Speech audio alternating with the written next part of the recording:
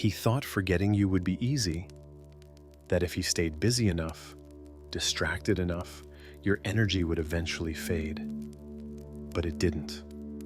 In fact, you started showing up everywhere, in dreams he couldn't explain, in songs that hit too deep, in places that used to feel peaceful, but now carry your silence. And now, for the first time, he's starting to realize he doesn't just remember you, he feels you, in his skin, in his chest, in the ache that comes out of nowhere. He tries to shake it off, to convince himself it's just nostalgia, just coincidence. But your energy doesn't feel like a memory. It feels alive. And once the divine masculine begins to feel you like this, there's no turning back. Because it doesn't matter if he understands it. It doesn't matter if he can explain it. What matters is he can't escape it anymore. And that moment, when he realizes your frequency is still inside him, everything changes. Has the pull begun again? Do you feel it shifting? Stay close. Because the silence is no longer empty. It's echoing with you. And soon, he won't be able to resist the sound. He doesn't know when it started exactly. There wasn't a single moment he could point to and say, it was then. But lately the air feels heavier. And your presence, the energy he tried to forget, is suddenly everywhere. It's in the early hours of the morning, when he wakes up with a feeling in his chest he can't explain. It's in the mirror, when he sees a version of himself that looks a little more lost than he admits. It's in the silence between conversations, in the space between distractions, in the echoes of songs he didn't even mean to play. Your energy is wrapping around his world now, not because you're chasing him, but because he finally stopped running long enough to feel it. You see, the divine masculine didn't just distance himself physically. He tried to protect his inner world from you. He convinced himself that if he created enough space, the bond would loosen. But now, the bond isn't weakening, it's strengthening. Because spiritual connections don't dissolve in distance. They amplify in stillness. And now that he's standing still, the resonance of you is getting louder. He hears your voice in his heart, even though you haven't spoken in weeks. He feels warmth in his spine, a sudden pull down to his root every time he thinks of you, even if it's just a flash. He remembers how you looked at him, not with expectation, but recognition. And that memory burns more now than it did before. He doesn't understand why, but he feels it, and that's the moment everything begins to change. Because until now, he could lie to himself.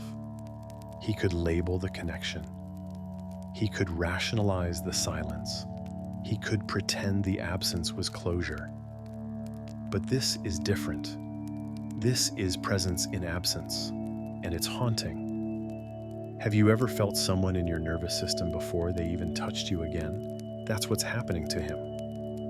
Only now, it's your frequency filling the air around him, and he doesn't know how to breathe without inhaling you. The places you used to go together start calling to him. Even if you never went there in the physical, he dreams about them. Your scent shows up in random places. He's feeling emotional over nothing. And he doesn't have the language for it, but his soul is stirring. Because divine union isn't a concept to be studied. It's an experience to be embodied. And your energy is forcing his body to remember. He feels you in his hands, suddenly craving to create. He feels you in his chest, during long drives with no destination. He feels you in his gut, as if something is about to happen, but he doesn't know what. And here's the wild part. You didn't send any message. You didn't show up. You didn't knock on his door.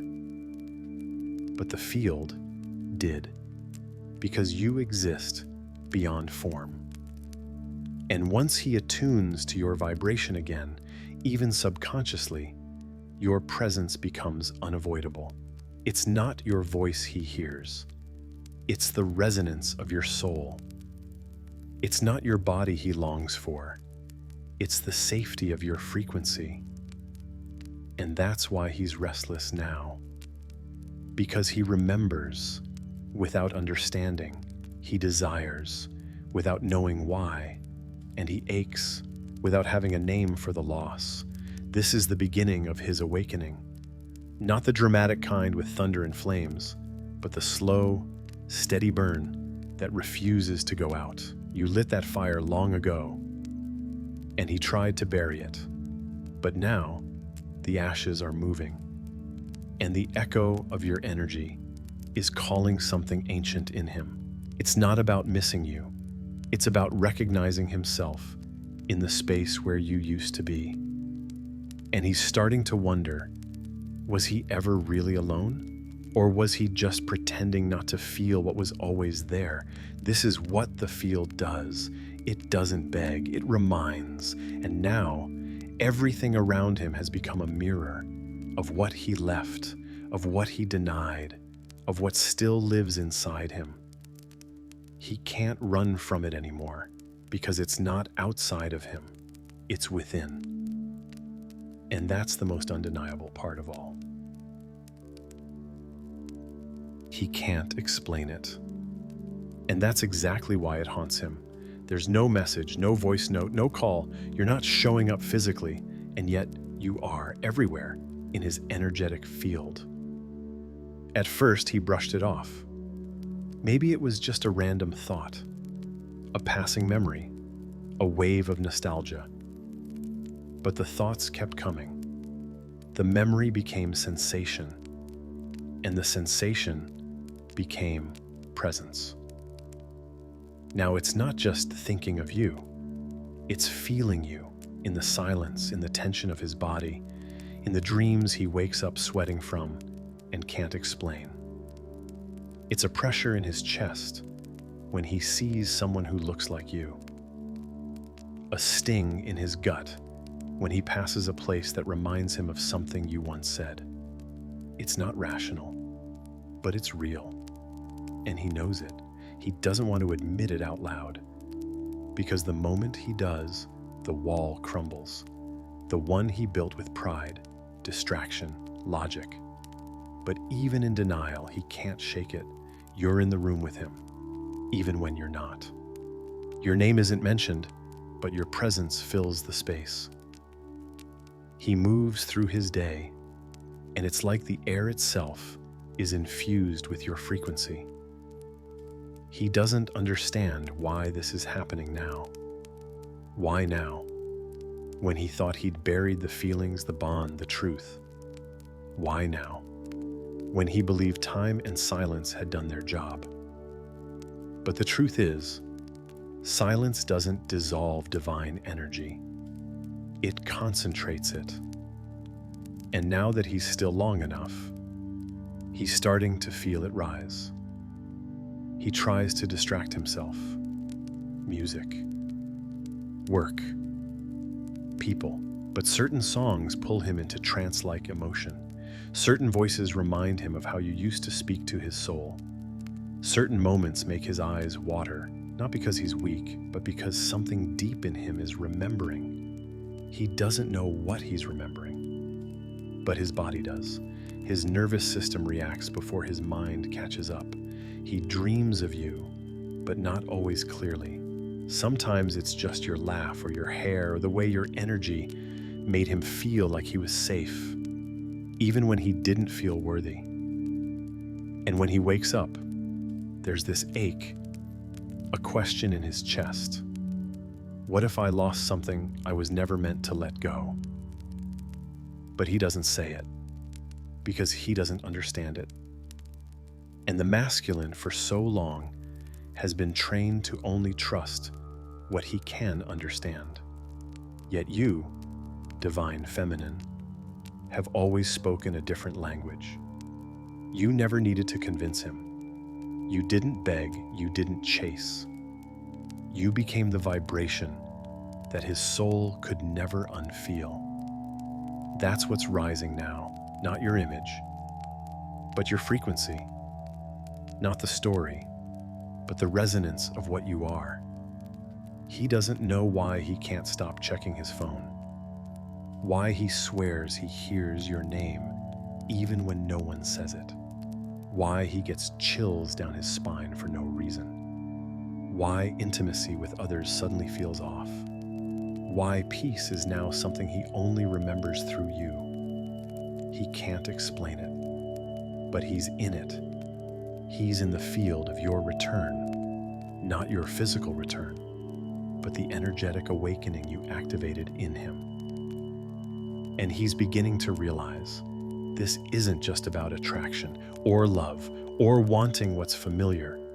It's about the pull of truth, of alignment, of divine timing. Because something is calling him deeper. And even if he doesn't know how to name it, he knows it has something to do with you. He feels you in his hands when he pauses, in his chest when he breathes, in his soul when he's finally quiet enough to listen. He doesn't understand it, but he feels you, and that feeling is the beginning of everything. Why his world starts changing without you. It begins with confusion, not heartbreak, not grief, just a strange silence. The kind of silence that doesn't feel empty. It feels hollowed out, like something that used to be there is missing, and yet he can't name what it was. This is what happens when the divine feminine stops holding the energy for both. When she stops standing in the gap. When she no longer sends energy to fill the void he didn't even know he was living in. And without her energy, his world starts to feel off.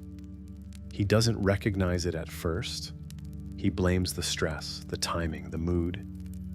But something is unraveling. Because the truth is, you were never just a person in his life. You were the anchor his soul didn't know it needed. You were the light that softened his shadows. The mirror that showed him who he could be, not just who he had become. And when that light pulls back, when that vibration stops cushioning his spiritual dullness, he feels it. He may not say it, but his body does. His sleep changes. His focus slips. The distractions he used to love don't hit the same anymore. Something in him starts searching, not for you exactly, but for the feeling he only had when you were near. He may chase success harder. He may dive into connections. He may act like nothing's wrong. But the frequency of your absence doesn't go unnoticed. It rings in his field like an echo, not loud, but constant and slowly. The cracks start to show. He notices that the things that once made him feel powerful now feel hollow. That the people he once confided in can't hold space for what's really on his heart. That the version of himself he's performing isn't satisfying anymore. Why? Because you've stopped feeding the illusion. You're no longer holding the old blueprint of him in your heart. You're no longer praying for the same version of him to show up. You've released the idea of who he could be. And now you're rooted in who you are. And that shift, that soul-level withdrawal, it changes everything. Because he used to rely on your energy to feel seen, even from afar, even without words. But now, when he reaches for that familiar frequency, it's not there. He finds himself grasping at memories, trying to recreate something that no longer lives in the past. Because you've moved, energetically, spiritually, vibrationally. You didn't need to leave a note. Your absence spoke. And now his world is speaking back. There are moments he doesn't understand why he's suddenly emotional, why certain things trigger old wounds, why he keeps thinking of conversations you had years ago, why your name comes to mind when he's alone, even in the middle of something that should be distracting him. It's because the cord that once connected you in one-way energy is gone.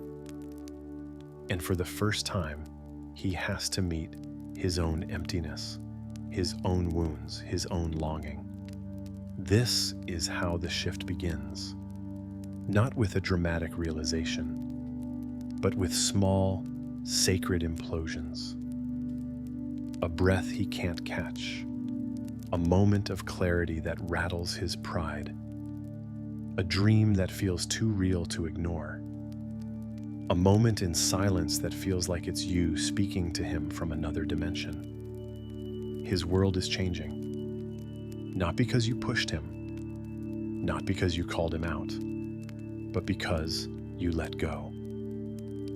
And when the feminine truly lets go, not in anger, not in ego, but in surrender, the masculine has no more illusion to lean on. He must feel the truth. Alone, fully. He must see that the peace he thought came from freedom was actually coming from your frequency. And now that it's gone, he starts to see the cracks in everything he built without you. He doesn't know how to say it yet. He doesn't even know what he's feeling fully. But he knows this: something is shifting, and it started the moment you stopped waiting. There comes a moment in the journey, a quiet one, where his defenses stop working. Not because he chooses to surrender, but because his soul is at for him. He may still tell himself it's nothing. He may still distract, still run, still pretend. But deep, something breaks open. And in that breaking, your essence rushes in, not as a thought, not as a longing, but as something undeniable. A presence that follows him into every moment, a vibration that his soul can no longer avoid. It doesn't feel romantic, it feels inevitable.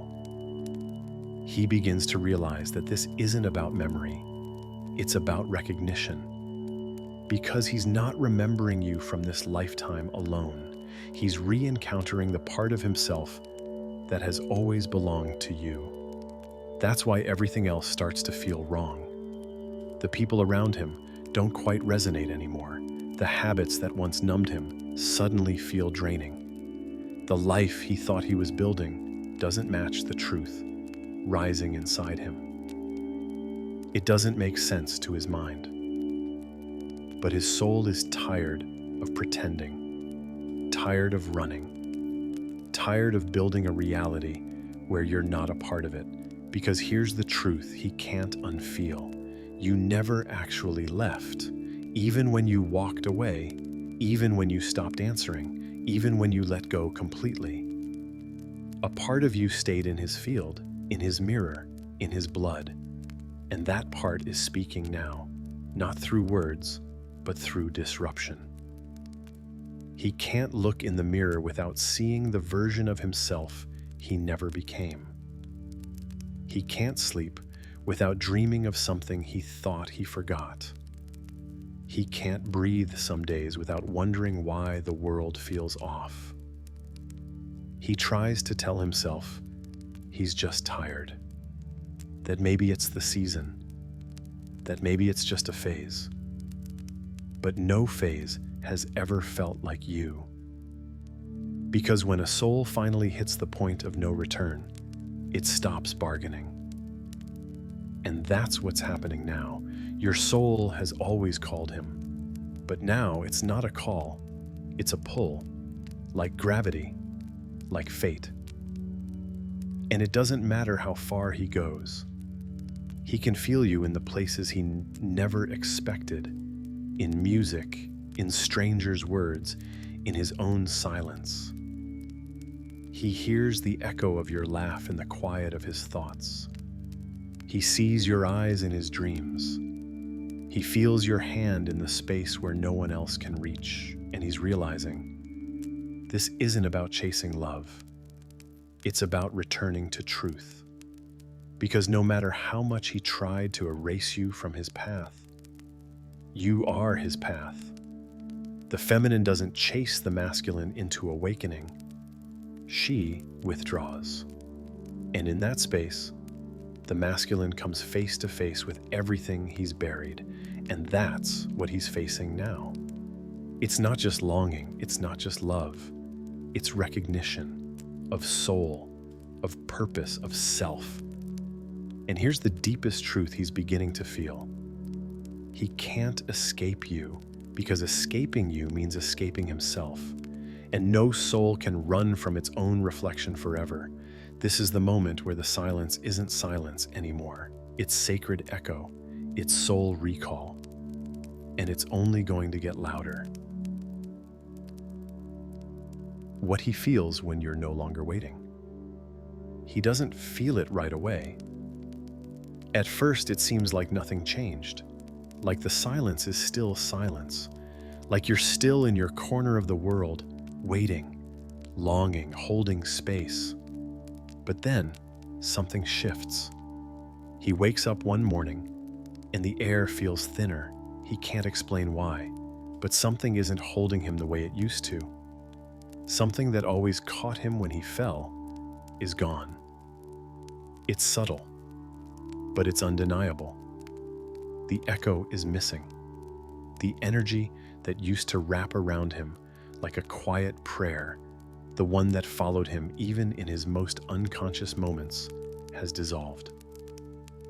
And for the first time in this journey, he feels the absence of what he never fully honored. He feels you, not as presence, but as loss. And not because you stopped loving him, but because you stopped waiting. Do you know what that does to him? It tears open the illusion that he had time, that your love would be there no matter how long he delayed, that your heart was a well he could return to whenever his thirst got too much to bear. But your waters are no longer his to taste at will. And he feels that dryness in his soul like a drought he never saw coming. This isn't about punishment. This is about the shift of power. Because when the divine feminine stops waiting, the divine masculine finally has to face what he's avoided. And it's not just your silence that pierces him. It's your absence of need, your detachment, your embodiment of self. He doesn't know how to name it, but he feels it. Your energy no longer reaches for him. It stands on its own, still radiant, still love, but no longer pleading. And that, to him, is more disorienting than any goodbye. Because he never realized how much he depended on your longing to keep him steady. How your waiting made him feel safe, even in avoidance. How your hope gave him time to delay his own transformation. But now, that time is gone. And the echo he used to hear, the echo that once sang his name through every layer of his resistance, it's been replaced with something terrifying: stillness. You're no longer projecting toward him. You're no longer checking the signs every hour. You're no longer hoping he'll finally get it. Instead, you're becoming. And that becoming, that rising and that detachment feels like a void to him. Because your love, once directional, is now sovereign. He doesn't feel chased. He doesn't feel waited for. He feels left behind. And for a man who was spiritually asleep for so long, that's the jolt his soul has been fearing and needing at the same time. Because now, he feels your power.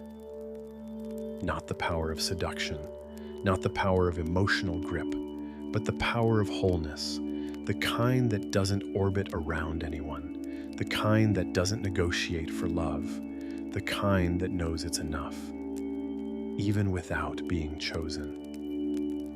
And suddenly, he doesn't know how to exist without being the center of your spiritual gravity. So he begins to unravel.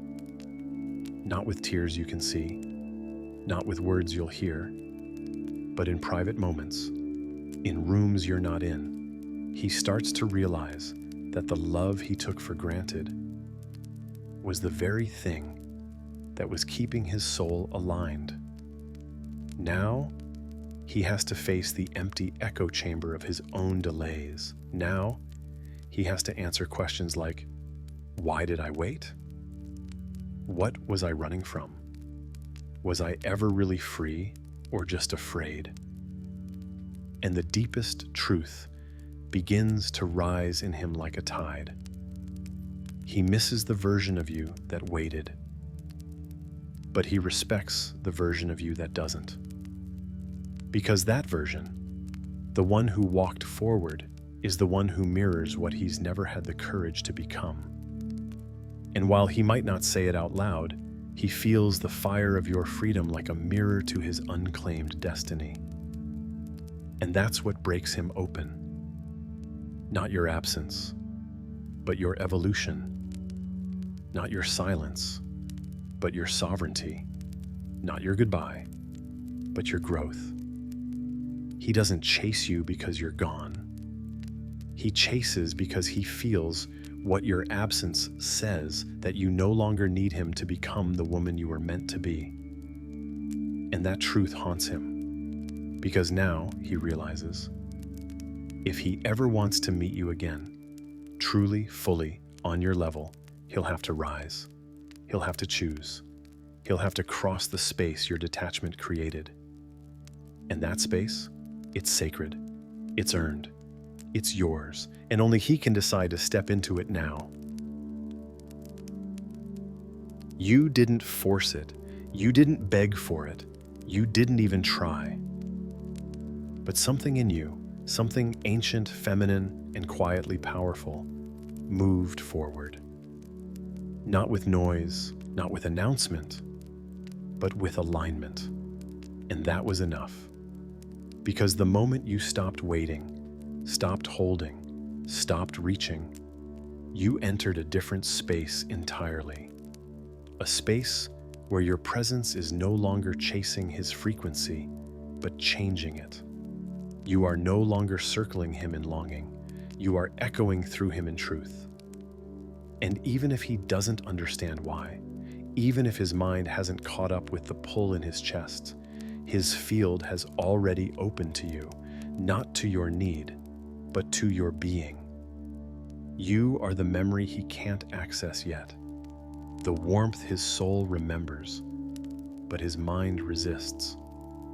You are not knocking at his door anymore, but the sound of your steps is still being heard inside it. That's the shift. He used to feel you because you were holding space for him. Now he feels you because you've become space itself. You've expanded. You've detached, not in bitterness, but in sovereignty. And your detachment isn't cold, it's divine. Because you're no longer waiting to be chosen. You are the chosen one. And that energy of a feminine who no longer seeks, but simply is, cannot be ignored. It ripples into the masculine's field like gravity. It starts in his restlessness, then in his dreams, then in his body. He starts to feel you not as an emotion, but as a frequency that makes his distractions less satisfying, his detours more exhausting, his silence less peaceful. Because even without words, without contact, without intent, your vibration is communicating something that breaks through every defense. I've come home to myself. If you want to meet me now, you'll have to come find you. That's not a threat. That's not a demand. That's a cosmic message, and he hears it, not with his ears, but with his soul. So don't underestimate the power of where you are. Don't diminish the path you've claimed. Don't doubt the light you've embodied just because he hasn't arrived yet. Because the energy is already doing what the ego could never accomplish. It's opening him. It's mirroring him. It's pulling him. Not by force, but by field. You don't need to move toward him anymore. You are already within him. Not in memory, but in energy. Not as echo, but as evolution. So breathe. Rest in the knowing. You've already entered his field, and once that happens, nothing can remain the same.